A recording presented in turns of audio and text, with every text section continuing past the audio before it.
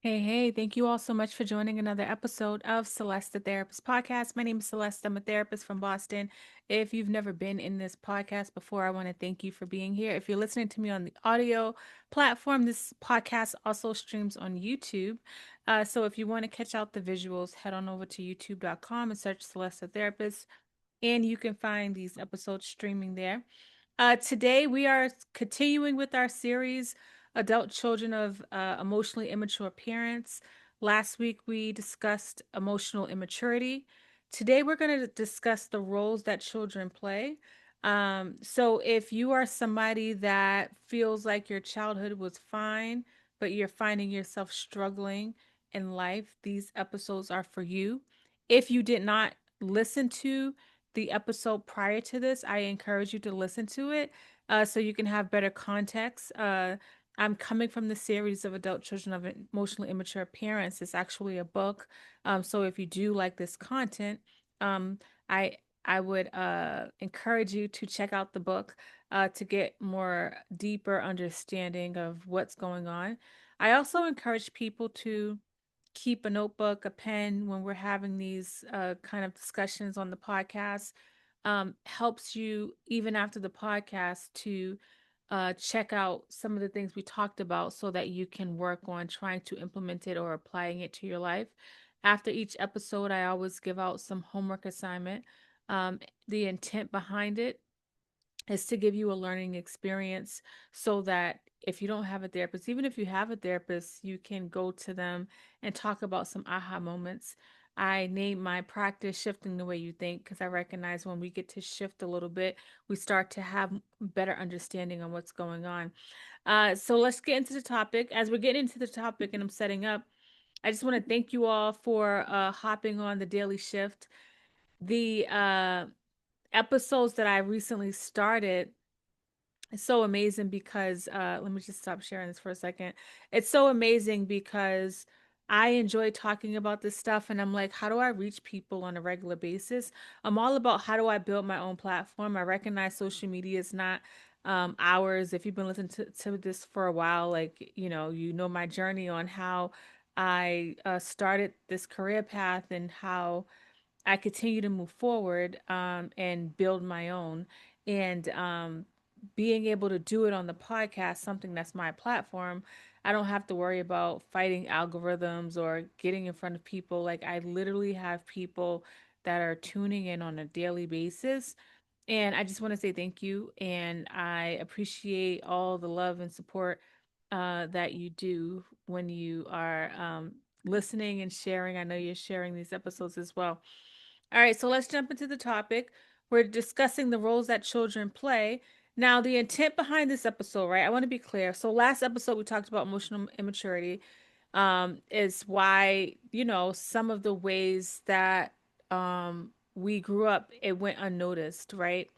Today we're going a little bit deeper and talking about when you do grow up in those environments, they don't just experience neglect; you learn how to adapt to the environment.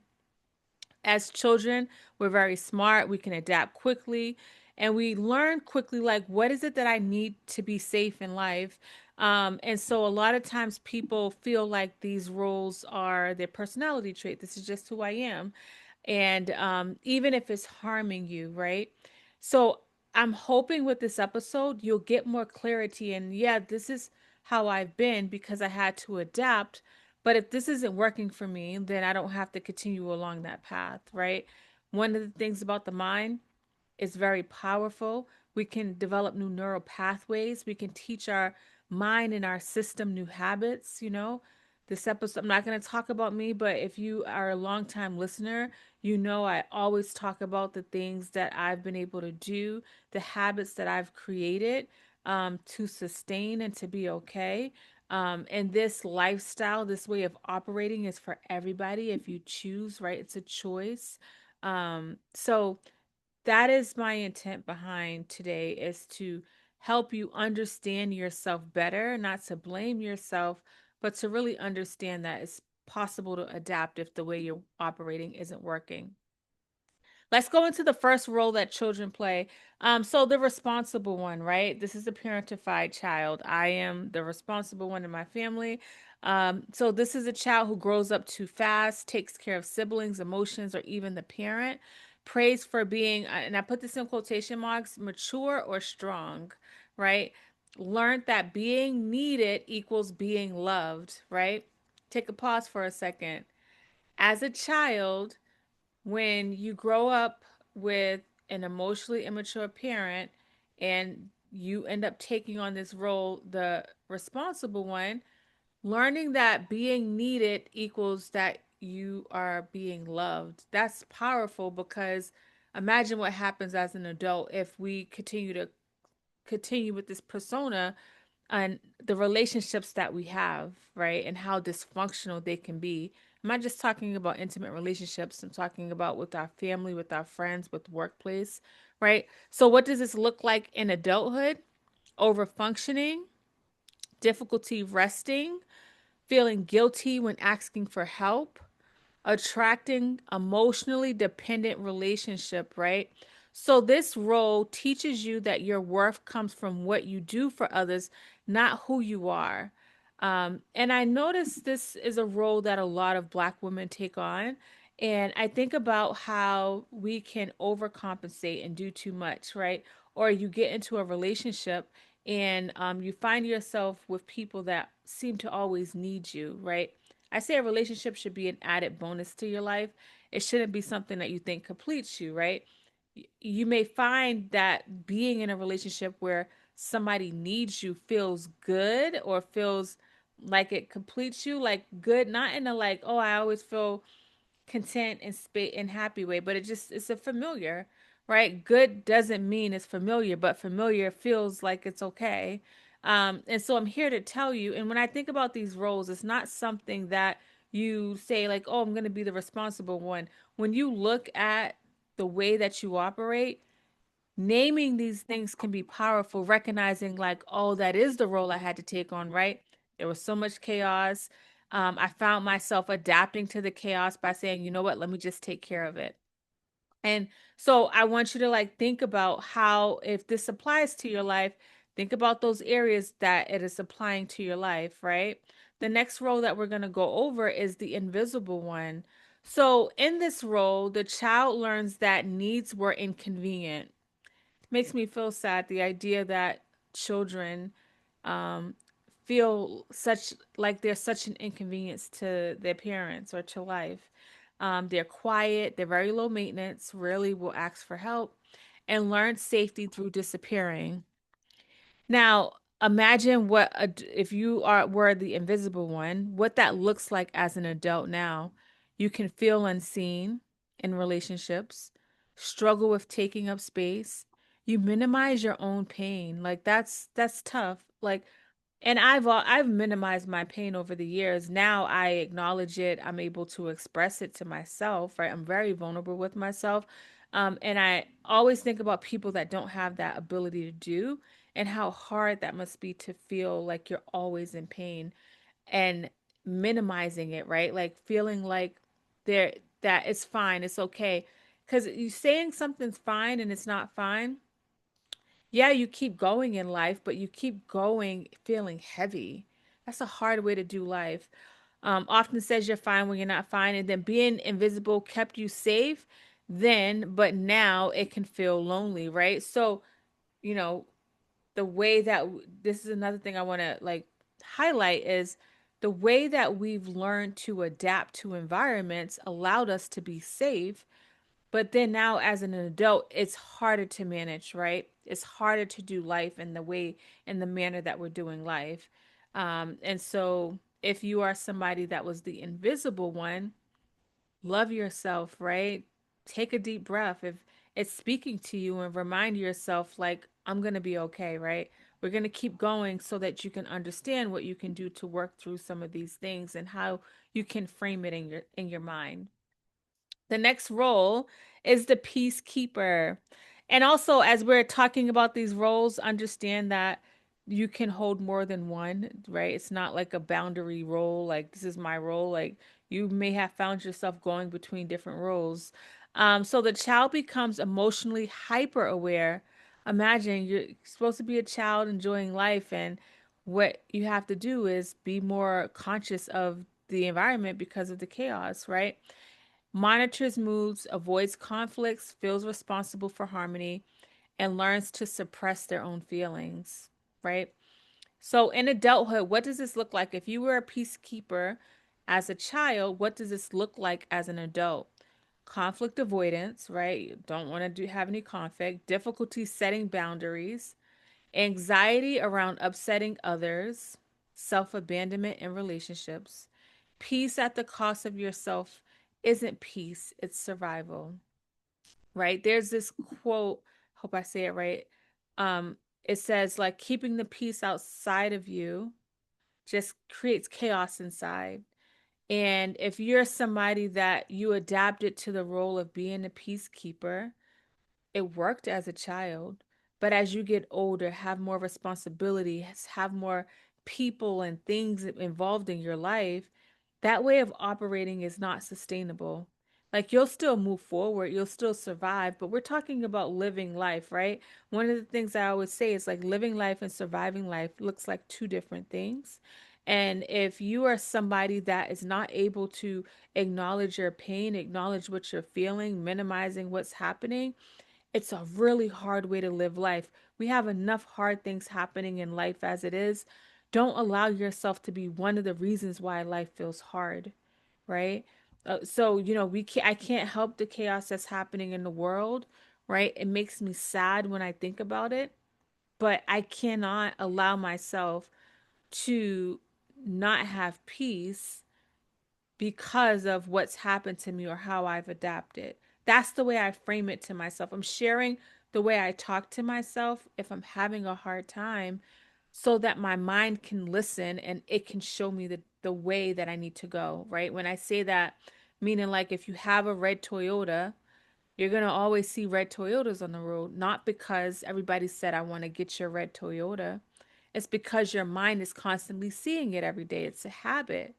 So the way you talk about your life and the way you talk about things, your mind is listening.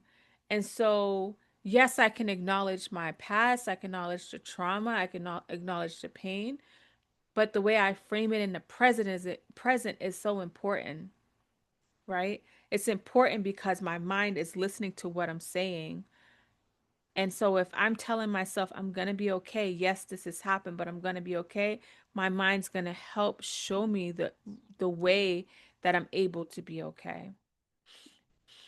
The last role I want to discuss is the rebel and the scapegoat. So this child expresses what the family refuses to look at, acts out labeled as difficult or dramatic, often holds the family's unspoken pain. And when I worked at Children's Hospital, or when I talk about children or work with a parent, I don't work with kids myself, but I always, when kids are acting out, I always say like something's wrong. Like I think a lot of times we'll just look at the behavior and we don't get to the root of the problem. And I feel like when children are acting out, they're misunderstood, right? So, what does the scapegoat role look like as an adult? Fear of being too much, having shame around emotions, either over expresses or shuts down completely. So, this role isn't dysfunction, it's uncontained emotion looking for safety, right? The mind is so powerful, it allows us to adapt to situations that feel hard. But the hard part, so that's great. I think that's amazing that our mind can do that, right?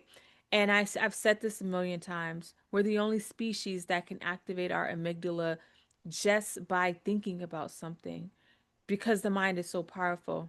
So if you've had a lot of chaos growing up and you're an adult, in the moment, there may not be nothing wrong, but because you haven't reset, because you haven't told your mind that you're safe, your mind is creating scenarios to continue to stay in that pathway because it has to stay on alert, right? The mind is designed to keep us safe and to be okay. If you haven't told yourself that you're okay, your mind doesn't know you're okay, right? It doesn't know it's 2025. It may feel like it's still 1985 because you haven't told it a different way, right? So if you're feeling stuck in life, if you're feeling like the pain of your past is always like feeling like it's present in your system, you got to work on telling yourself and telling your mind, like, hey, I'm going to be okay. I am okay. Um, so I have a little visual up here from the Mind Journal. Um, and it says, as a child, this was not your responsibility. Mediating conflict with adults around you, fulfilling your parents' lost dreams, keeping dangerous secrets for loved ones, raising your siblings, or keeping the entire house clean, stepping up to fill the shoes of an absent parent, regulating the emotions of adults around you, parenting your parents, upholding the same beliefs, telling lies to uphold a family image, right? A lot of times, children are unfortunately not able to be children. And, if you are the parent that's listening to this and feels like, wow, like that I was part of the problem, forgive yourself, right? We can never go back and change what's happened, but we can work on correcting our behavior in the present. We can work on forgiving ourselves for what we didn't know. A lot of times, like as parents, we want to do better than what how we grew up, and sometimes it's been a challenge, right? If you weren't taught how to do that or what that looks like, you try to figure it out on your own, and it's a challenge. But you got to like forgive yourself, give yourself grace, and really work on looking at how you can start moving differently. Why do these roles stick, right? When you think about the roles that I just mentioned, and it's kind of like, well, damn, Celeste, like, yeah, maybe I had to use it to adapt, but why am I still at this big age of 43 years old, still catering to people? Why can't I say no? But here's the important part about these roles. They help you survive emotionally, right? I one of the things when people are talking about some of the ways they struggled and how they are now, I have to remind them, you know, being able to do the things that you did, as hard as they are to admit, they allowed you to survive. They helped you stay connected and they protected you when you had no power. So that is the reason why they stick. They were able to stick. But what protected you as a child will also limit you as an adult, right? That's a huge important point to remember is that yes, your system allows you to be protected and safe, and now as an adult, it's no longer working, right? We got to go back to the drawing board and look at the way that we're operating and work on change. So why this matters, because you might be like, yo, Celeste, like you're talking about something that happened 20 years ago, right? When I do new intakes and the first session, so I started my practice in 2015. I've been in practice for 10 years and private practice for 10 years. And it never fails when people tell me what's going on, they tell me their history and I'll say, oh, well, this is connected to this. And they'll be like, yeah, but that was like 10 years ago. I was like, yeah, but like, it's not that your system still remembers, the body keeps the score, right? And I think a lot of times we feel like because times pass, we shouldn't feel this way or we shouldn't think about this. Why shouldn't you? I told you the mind is so powerful, it holds on to information. Right? Some of the pain that you're experiencing, that where there's nothing in front of you that's going on, is your mind recycling the past. So it's important. I think when something about these things that I've talked about, when I've learned it, it really helped me feel different about what I was feeling. Like I didn't judge myself anymore. I didn't beat myself up for how I was feeling when I'm like, "Oh yeah, that makes sense when you think about it, right?" And I think the more information you get about this stuff, it'll help you be a little bit more patient and have grace with yourself. So why does this matter in your adulthood? Because the roles you played become automatic, right? And you do it without even thinking. And my goal is to help shift the way you think by giving you this new information. The roles also shape your relationships, right? Some of the relationships that you're in that are not working for you, and you're trying to understand why you are in them because they're familiar, right? When you start look at some of the relationships that you're in right now and pay attention to the roles that we talked about. See if there's any connections to how you are in that relationship that you're struggling with and who you were as a child. Why this matters in adulthood, because roles influence self-worth. Roles affect your boundaries, right? You may need to say no, but you struggle with saying no because you took on the caretaker role and now you still are doing the caretaker role because you've been doing it automatically. We need to work on interrupting that cycle that you're in, because healing isn't about becoming someone new, right? You are who you are. We need to honor the fact that the things that you had to do to get through moments allowed you to survive. That is important. Now, when you understand the role you played, you stop asking yourself, what's wrong with me? And you start asking, what did I need back then? Right? That's important. If you have a picture of yourself as a child, you can even put that picture in front of you as you're trying to honor like who you are and what you needed to do to survive so that you can have grace with yourself. How do you heal and beat yourself up at the same time? A lot of times we are our worst enemy because we're walking around with this negative dialogue 24/7, and we're trying to figure out why change isn't happening. How could you change if you're beating yourself up about who you are, right? You did what you had to do to survive and get through the moments, and now you can work on creating change, right? I'm not going to say it's that simple, but that is the remedy to doing it. And it's going to take time, but it's going to take you putting one foot in front of the other. You can't get to Z if you don't start at A. I always say, like, you go from A to B to C. Sometimes people be at A and B and they be like, damn, but Z is so far away. Okay, it is far away, but what are you doing in the meantime? Why not just go to A to B and celebrate those moments? So as you're trying to work on change, the little things that you're doing to get there, you need to work on celebrating them. Here are some common misconceptions, right, about the roles. These roles are just my personality. They formed in response to emotional environments where needs weren't consistently met. What feels like personalities often adaptation, right?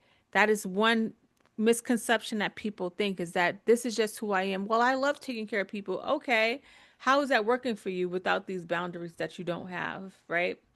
The second misconception that I'm thinking about, if my parents weren't abusive, this doesn't apply to me.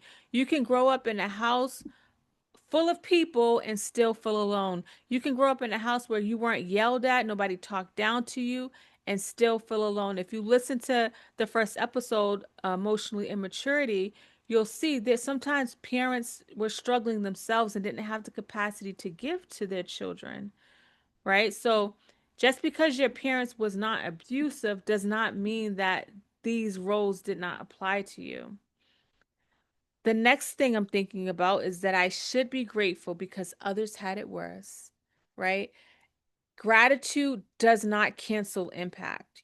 You can still be grateful. I'm not telling you not to be grateful, but minimizing your pain, all it's going to do is just delay your healing, right? If you're not able to say, you know what, like, yeah, like my parent was physically available, but they may not have been emotionally available. Two things can be true. Your parents did the best that they could. It also wasn't what you needed, right? I'm going to repeat that again. Two things can be true. Your parents did the best that they could, but it also wasn't what you needed, and that's okay. Understanding isn't blaming, it's contextualizing. So when you think about the understanding of this, I'm not asking you to blame anybody. I'm just asking you to understand what's going on. Like, how did I end up in this space that I'm in mentally?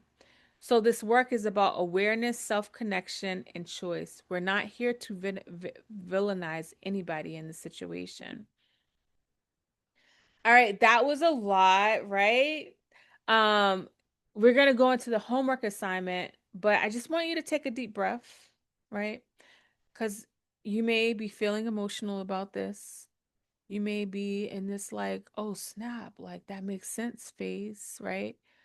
You may be just like, wow, that was a lot, right? Let's just take one deep breath in and out.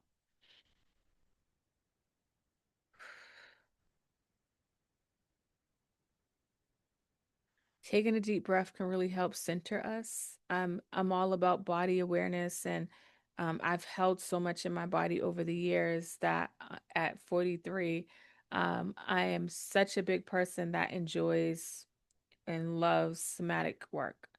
I love getting into my body and understanding what my body needs because my body gives me signs, and our body gives us signs, right? Our body's going to give us signs, but a lot of times we weren't taught how to honor those signs, and they just go unnoticed, and then the anxiety attacks happen and all the other ailments that come with not being aware of what's going on. So taking that deep breath, I just wanted to help us recenter. So some reflection and homework, right? As I say, homework, if you struggle with homework, you might be like, oh, homework. But no, this is not something I'm grading.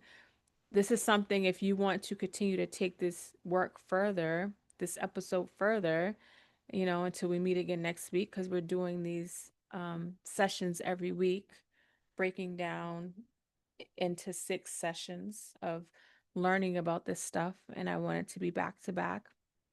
So, as you're thinking about the homework assignment, the role awareness, one, which role feels most familiar to you? Were you the responsible one, invisible one, peacekeeper, or rebel? Or if you were a number of them? When do you remember first needing this role? So, not intellectually, but emotionally or situationally.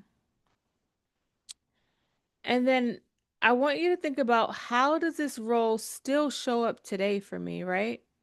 Is it in my relationships? Is it in my work environment?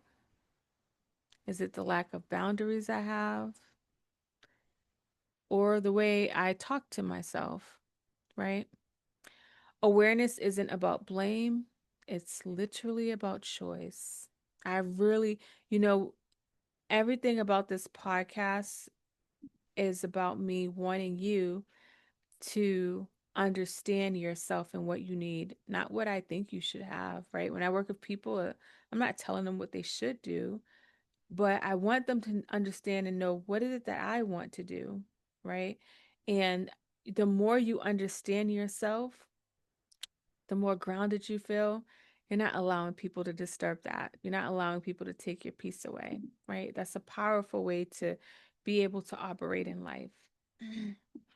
Um, I also want you to, continue checking in with your body as we're going through these, assignments and sessions. This topic is going to live in our nervous system, right? We're bringing up old stuff. So once a day, you can pause and ask yourself, what am I feeling right now? And then where do I feel it in my body?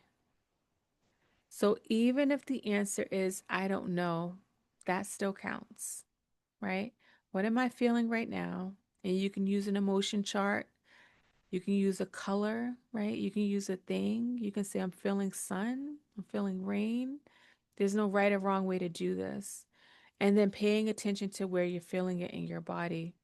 If you struggle with body awareness, you can go on YouTube and type in 5-minute body scan, where they can walk you through a meditative body scan to help you get more in touch with your body.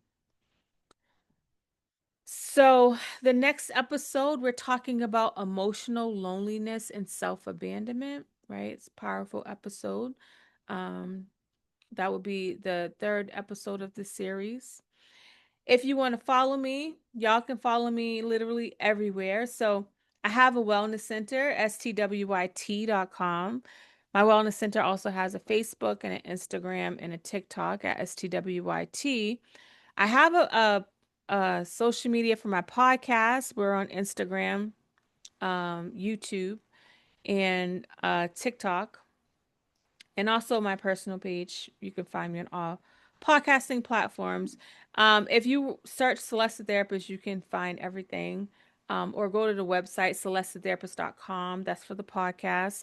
And if you want to learn more about my wellness center, if you want to attend a class that we are having, all you got to do is go to stwyt/events. Or if you are looking to work with a therapist, you can find all of that information on my wellness center site.